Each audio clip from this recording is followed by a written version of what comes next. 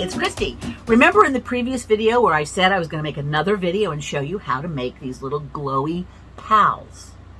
Well, this is that video.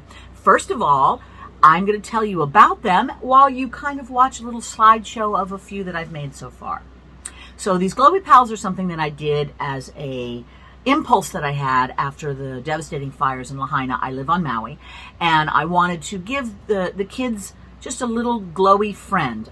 So many of the families just lost everything, and so that means there was no toys, and obviously all these things are coming in and people are being taken care of with their needs and such. But I thought, you know, I loved glow in the dark things when I was a kid, and how nice that might be for somebody to just have this sweet little glowing thing that they could look at and play with, and maybe they could play with each other or whatever. So obviously it's nothing as important as food and shelter and all the necessities, but part of the thing that we need as humans is just those little extras, the little chocolates, the little joys, and this was something that I felt I could do. So anyway, I made all of these little creatures, but this struck me as a thing that might be very helpful for me to share with everybody, because making these little glowy creatures not only is a really fun outlet as a creative, because if you are looking for something to make, sometimes we don't always know what are we going to make and for what reason. So just making these little things and then having them so that you can give them to people that you run across, other kids. And I'm going to be carrying a little bag full of these little guys in my purse because they're very kid friendly, and I'm going to show you a couple features you need to know to make them kid friendly. And you could just gift somebody who's just, you know, comes within your day-to-day experience that might need a little something fun. It doesn't have to just be a kid, it could be anybody.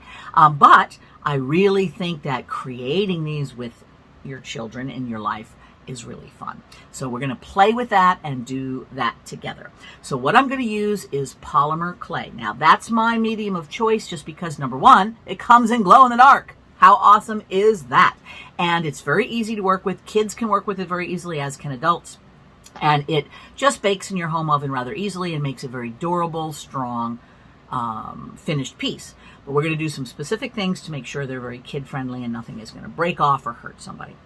Sound groovy? Okay, now, obviously I'm offering this to you as my opinion on how I do it. I'm not trying to be legally responsible for any children that you may happen to give this to so that they don't put it in their mouths or do any weird things that children do. So be responsible, find their humans, and make sure that the adults in their life understand it's a gift, or at least have a note if you're going to leave it somewhere for somebody to find, that the adults can be aware of what it is. Okay, so obviously use common sense and be respectful of what other people need. But this is kind of fun, and I love it, and I think you might too. So shall we get creating a little glowy pal?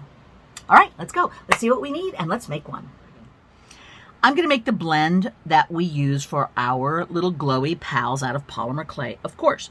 Now, this is my clay of choice. I love the Sculpey brand.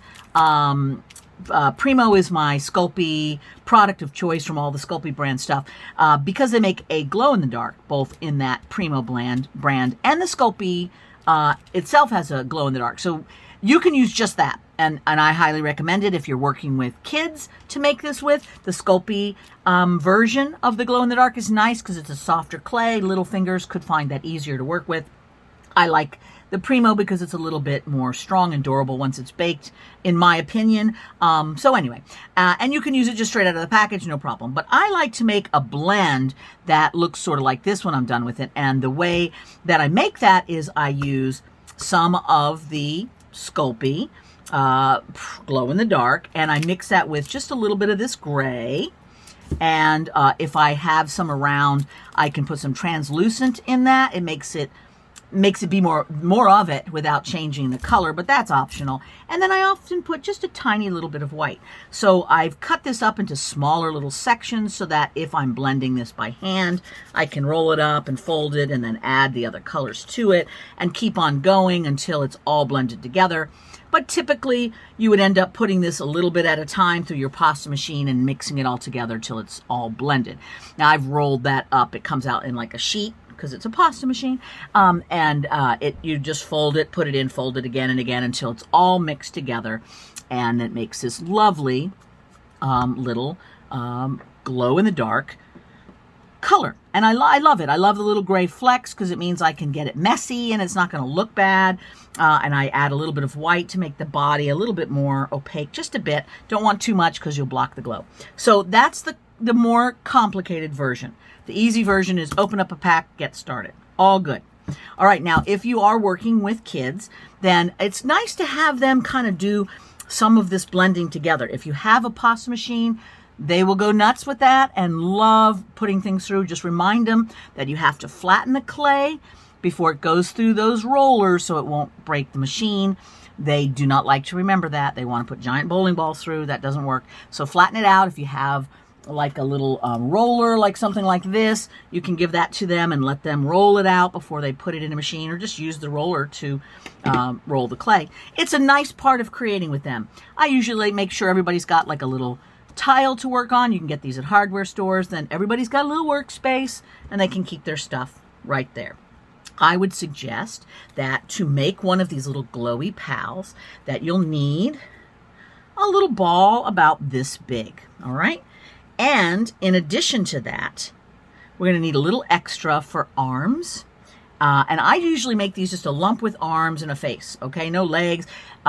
If you want to get into that, you can, of course, but this makes it really simple and easy to do, and you don't have to worry about armatures and things that it would be necessary to help stand up something on legs. So this is an easy thing. The other thing we're going to want to do, and this is something very specifically when I am creating these little glowy creatures for children that I do, is I make the eyeballs out of clay. Now, normally when I'm making them, I am putting in glass eyes and beads and all kinds of stuff that's sticking in there because I'm making them as a collectible for my adult pals, and they can handle having all kinds of pokey things on there. But if you've got a little kid, and obviously you want to make sure you don't give this to too young of a child who would put it in his mouth or do whatever little kids do with things, but you don't want to have pieces that could break off, or sharp things, or metal bits or something like that. So we're going to make clay eyes. And for that, we need just a tiny bit of black. So let's make the eyeballs first. All I do to make the eye is take a little bit of black, and I'm going to make 2 eyes, although you may have a spider creature that has 8 eyes, or a cyclops creature that only has 1, or whatever your imagination wants. Weird is awesome, but I'm going to start off with just 2 little eyeballs, and I'm going to roll them into teardrops. Okay, so see how they're just like a little teardrop shape? And the reason is the teardrop, the point of the teardrop is going to get poked into the clay, and that helps them stick in really well. And then the rest is just a little round thing. Now you can just take a ball of the clay and just stick it right in. I like to make these and harden them first and then add them, because then they are going to be not able to be mushed, which sometimes happens. But when you're doing this with kids, that is an optional choice to make. So I'm going to now take my, I'm going to get a second little tile, because I'm going to take my heat gun and just warm these up. So I'm going to take them, I'm going to press them down a little bit so they stay put, and I'm going to just bake them really quickly with my, or at least cure them with my heat gun. You can also pop these in the oven for 15 or 20 minutes, or make a whole bunch of them, which is what I do. I usually make a whole tray full, pop them in the oven for 20 minutes, and then I've got them for days. But I'm going to use my heat gun. So let's just use this is an embossing gun or a heat tool. In the description, there'll be a link over to my Amazon influencer page where you can see the ones that I use, but you can get them at any craft place. They're easy to find. And I'm just going to heat it up and make them cured a little bit. You don't have to go very long. You just want to make sure that they're firmed up. That's all. And I have a little bucket over here, a little condiment container, and I usually keep all of my little eyeballs in there so that when it's time to create one of these little guys, I have a whole bunch already made. So just remember that you don't have to do it that way. I'm going to show you the not baking them ahead of time way. But let's say you're working with a couple of kids. You may choose to make a whole bunch of eyeballs ahead of time so then they can just use them. All right. But if you're doing your own, there are many options for making these little glowies. But when you're making some to share with children, I would suggest you use the clay version. Okay, so now let's get this out of the way and let's start our glow guy. So here is the little ball, And I always recommend you kind of start with the same size ball each time. It's just helpful, but you do whatever you like. And I'm going to roll this into sort of a pill shape, and then I'm going to press it down onto my surface. All right, so this is going to be what it looks like, and you see how it kind of flares out down at the bottom. That will make sure that it stands up nicely, and this is about the proportion that I use. Now I'm just showing you what I do. You do whatever makes you happy, but here is kind of this look. So it's sort of like an elongated jelly bean, something like that. Then the first thing I do is I decide what kind of top nubbins he's got. Does he have ears? Does he have horns? What's going on up there? So I'm usually taking my fingers and just pinching this out. So children can do this easily. As adults, you have maybe a bit more dexterity and you can kind of decide. There's all kinds of shapes you can do. The simplest is sort of this little kitty, whatever, little nubby thing, and they can be stuck together straight up. They can go out. They can be rounded at the ends. They can be pointed. There's a million little shapes, and have endless variety on that. Encourage yourself, if you're making this just yourself, or kids, if you're making it with kids, to experiment each time they make one and try to have a different shape of horn or ear on each one. So I'm going to make these little nubs, and now I'm just going to press them with my finger so that they kind of make a nice little flattened area that looks more like an ear.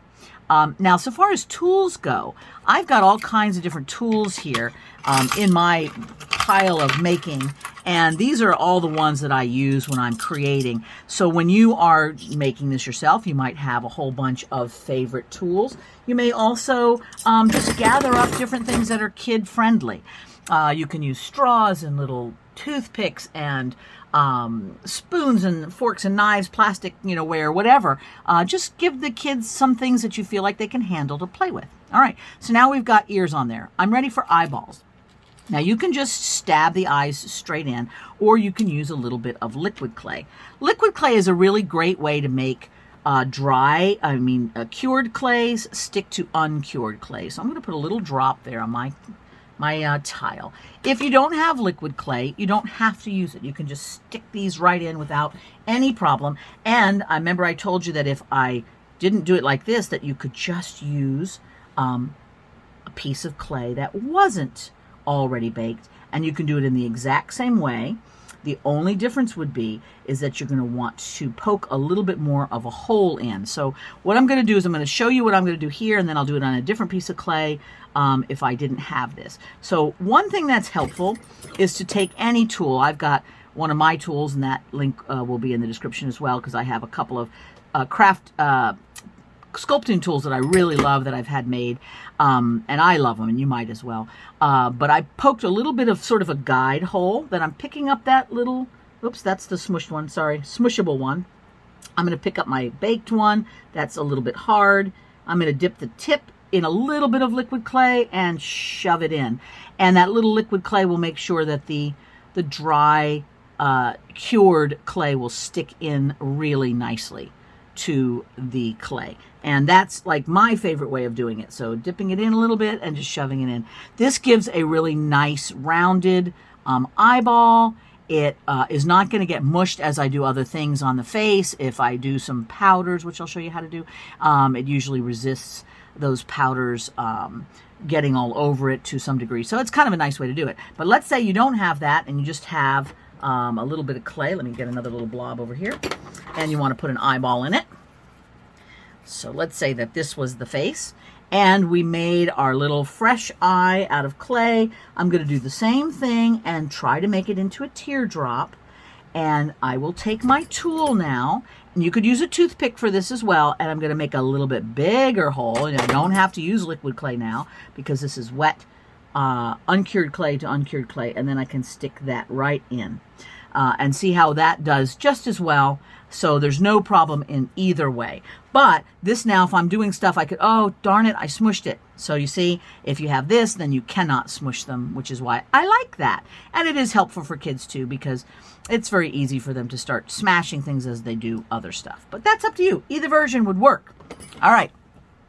So now we look at this little guy and we think, who is he? What's he got going on? What kind of expression? What kind of creature is he? Is he happy? Is he grumpy? Who even knows? Now, this is where you get to be super creative. What kind of a face does he have? Does he have a nose? Does he have a muzzle? Is he just got teeth? What's going on with this guy? There is so many variations. So maybe make yourself do something that looks like a human, and the next time it looks like a mouse, and the next time it looks like a cat, and then it looks like a bird, and then, you know, you just kind of experiment with a bunch of stuff. But I'm going to show you one of the easiest things of just making a little smile. If you have a toothpick or a needle tool, you can just do the very simplest of lines. And you notice how I am just pushing this down. A lot of people are going to want to go and scratch it like up and down, but if you can make this line go as a like almost parallel to the clay, you're going to make an impression there and not just a scratching thing, and that is kind of a nice way of doing it. Now here's a little trick, optional, but I then take the point of my needle tool and I just poke it inside the mouth, and it makes the look of teeth, which I think is quite amusing. See that? See how it's got now little teeth in there? I think that's fun, don't you? Yeah. All right, so that's all you need to do for the face. If you want to add a little nose or something like that, you can. What if you made like a little tiny dot or a little bit of a teardrop, and you just put that in the nosy area? See how that changes him by just adding little things like a nose? You can blend it in a little bit if you want with your fingers or with a tool. And now he's got just his little nose. Each thing you add will change who he is. And I think that's part of the fun, that there's a never-ending series of personalities by just tiny little bits of clay. Does he have eyebrows? Is there a chin? What about hair? Let's work on adding a little bit of hair. So far right now, this is something that's very kid-friendly because all of the features are either pushed in, secured in, and there's no wires, or pressed in. Nothing can fall off. These are pretty big. And they're very well connected. They're not slender that could snap off or poke somebody. I've tried to keep rounded edges, which is important if this is going to be given away to a child. So now let's talk about hair-like accessories. Any kind of fiber could be used for hair if it can go in the oven. So natural fibers are going to be your best bet. This is actually recycled silk threads from Indian saris. You can buy that online. Again, I'll have a link. I think sometimes I carry it on my website whenever I have stock, so you can get a little handful, but you could use any kind of wool fiber, any cotton fiber, any linen. Anything that's a natural fiber is going to go into the oven, no problem, and is also going to be safe for kids to play with. So what I'm going to do is I'm going to take several sections of this, and I'm just going to tie it in a knot. This will help it stick into the head. So I'm going to take those little 4 pieces that I have and just tie a knot. And actually this might be too big of a knot, but let's just see. Oh, that seems a little bit big. So I might pull some of that off. Let's just do 3. Okay, let's try that again. There we go. So I want that knot holding it together to be kind of small-ish. And then I'll cut these fibers down a little bit so they're not quite so long. And now I can also take a tool and kind of get inside there and open up some of those fibers and make them fluffy. A lot of times when you have wool or linen threads, like an embroidery thread or something, it's twisted, and all you got to do is get like a needle tool, and that should open up those fibers to make them more fluffy. You're going to want to make sure that you take any excess, again, so there's not things that people can get in their mouths. But luckily, this is just natural fibers, so it shouldn't be a big deal. And I've trimmed it, and now this is what we've got, okay?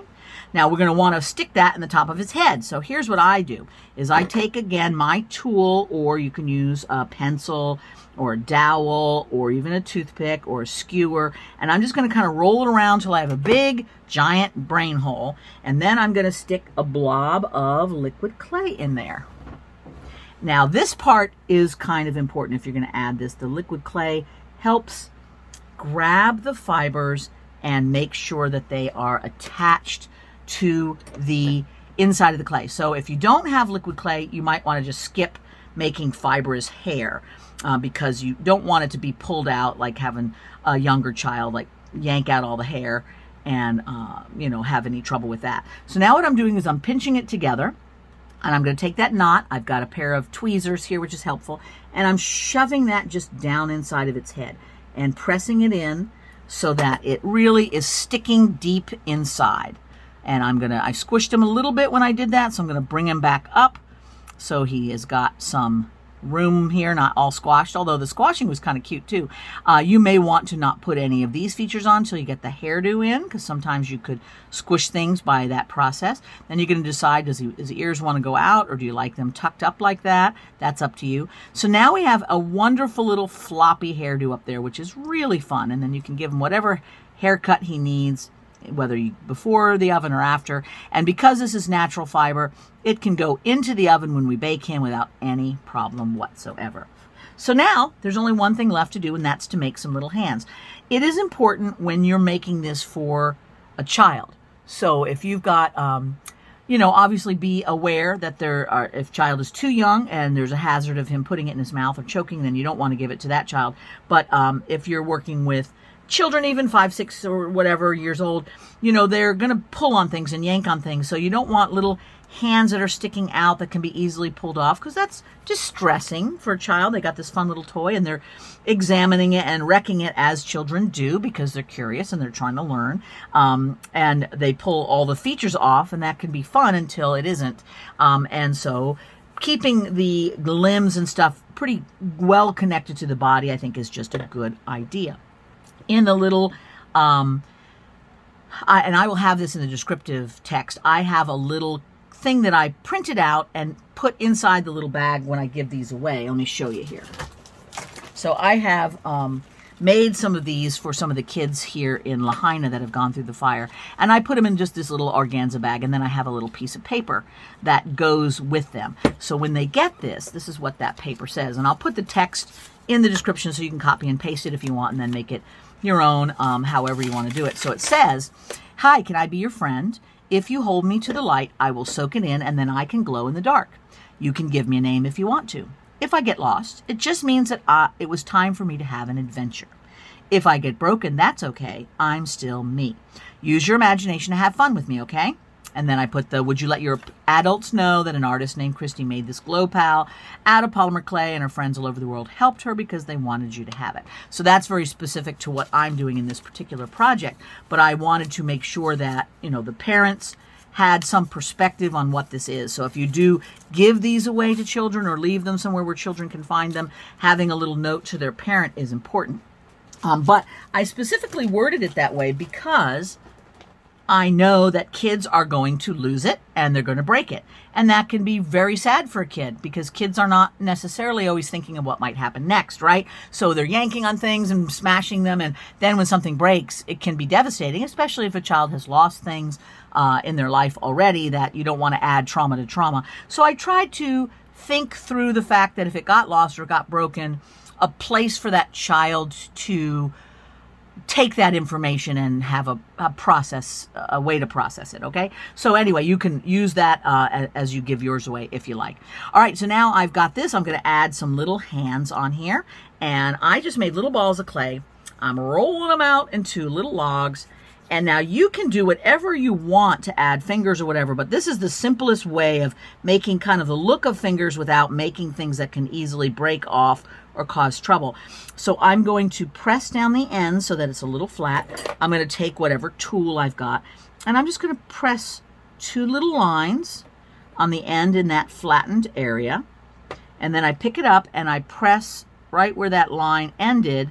I press the notch so that it looks like that finger or paw or whatever is continuing. So you see, this is just like a line on the surface, which is fine. Kids, that may be all they can do. But if you are making one and you want to continue that line over, that is great. So now we've got these little hands. I want to make sure that they're about the same length, because even if I make them what I think is the same size, often it's not. So I've got this about the same size now.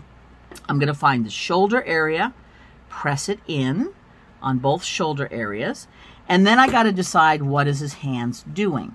Are they coming up to his mouth and he's got like a little giggle, holding his belly? What's he doing? But what I'm making sure that this little creature is having the hands that press onto the body and are all in one piece, so that it's as most stable and strong as can be. And then I'm just going to take my little tool and blend it in at the shoulder. That is optional. You do not have to do that. Your kids do not have to do that, but they can if they're able to or they want to. Usually just smashing it on there is enough for them. And they may want to make more. They may want to make fingers and all kinds of other stuff. If they're in the creative zone, let them. This is mostly for those of you who are making it to give to a child. I want to make sure that those little bits and pieces are secure. But if a kid has got ideas and they want to do something else, let them. If they want to make claws, great. If they've got big long fingers, that's great. Just remind them that if you can press it onto the guy, they're going to last better and not break off. And sometimes kids will listen and sometimes they won't. My grandson has opinions about what he wants to do, and it's okay. If he's got a different idea and it works, that's great. And if it doesn't, well, that was an opportunity for learning for him. So that's all good. All right, so now you have a finished glowy pal. This will give off a beautiful green glow once the lights are turned off. If it's been able to be in sunlight or regular light of any kind, it'll absorb that and then it'll be glowy for quite a while. But we definitely have to bake this. Now, before you bake it, if you are so inclined, we can add some powders. I like using powders, and I'm just using a chalk powder. I've mixed up some of my own colors, but you can get like a little container of chalk pastels, and you can help children scrape off a little with the edge of a toothpick or a little edge of a knife, and it makes some powder. Then they can take a brush and add powders on. Most kids, in my experience, are absolutely loving being able to add powders. If you're going to do powders, I tend to use pan pastel or pigment powders or any kind of chalk powders. Pan pastel are my favorite. Again, there'll be a link in the bio for where you can find some of those. But any kind of chalk type powder is going to work great on here. And I'm just putting a little teeny bit. You have to remember about powders is that it will block out some of the glow. So if you let too much powder be on the surface of your clay, you're going to block some of that glow, which we don't want to do. So I'm just using my little pink here, and I'm adding pink on the pink bits. So he's got pink little fingers, nose, cheeks, ears, just a little bit. This takes a bit of practice to get great at adding powders, so you may want to do just a teeny bit, even though you're going to want to go crazy, just a little, and remind any kids making with you that powders will block glow. So what do they want more, glow or powder? Or if it seems like opening powders around the children that you're working with is a nightmare and that will be problematic, then skip that part. But I think that kids love to have all of the ingredients. They want to explore their creativity. They want to do things like powders. It's going to get a little messy. Know that. Put a little smock on them. Give them a minimal amount. Sometimes these little containers are great because I could put just a little bit of powder in each one. Like you see, I have a small one here and it's got my little pink in there, and there's lids so that you can use it again and again. And they get get to choose 2 or 3 colors, and that's it. And that is a way of maybe containing the chaos, but part of the fun of creativity is that it's unpredictable and messy. So just brace yourself for the amount of that chaos you can handle, and let them go for it. All right, so now we've got our little guy, and let's talk about baking, because this guy's going to need to be baked in order to get to that hard form that we want. Polymer clay does need to be baked. So once we get to that stage where it's finished, it's ready. Usually I make a whole bunch of them and bake them all at once. But I have a separate video here on my YouTube channel all about baking polymer clay. I will put that link in the description so you can click right over there and watch the full version of that. But the short version is I was working on a ceramic tile. I put that tile directly in the oven. They bake beautifully on that tile. It's a great way of doing it. You can put it inside a pan if you want, or just put it right in your oven. Preheat your oven with an oven thermometer inside. That's important because ovens are just dirty, rotten liars. They say they're going to be at 275 degrees, which is the temperature that the clay I'm using, Primo, bakes at. But then it could be 250 or it could be 325, and that's not good. 275 is a pretty specific temperature. You have a maybe 10-degree window on either side for optimum baking of polymer clay. So for that brand. Other brands have different things. Just check on your clay packaging and it'll tell you how hot and for how long. So preheat your oven. Usually takes about 15 minutes to get it up to temperature. and for your thermometer to get up to temperature. Put it in, bake it for the recommended amount of time. For these little glow guys, I usually go about 45 minutes to an hour. And then have the oven turn off if it's on its timer, or turn it off manually, and let it cool down till it's cold to the touch. So the clay cures in the oven and gets to its final stage, but then it's still a little like vulnerable.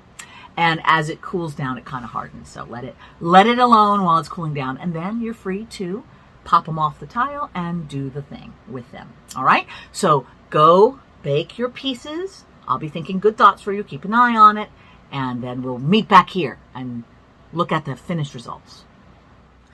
Okay, so once it's done baking, I haven't baked that guy yet, but here's one that has been baked.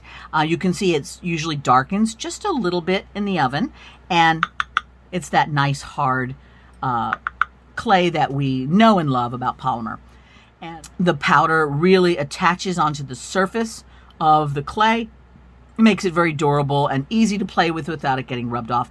If you put a little powder on and there's some excess, you can usually just take a little paper towel or something and kind of rub away any of that excess surface powder, and everything should be fine, okay? Fun, right? All right, your little glow guy now is ready to play with yourself, or the kids can play with it and make houses for them or whatever, or you can give it away to someone who really needs it.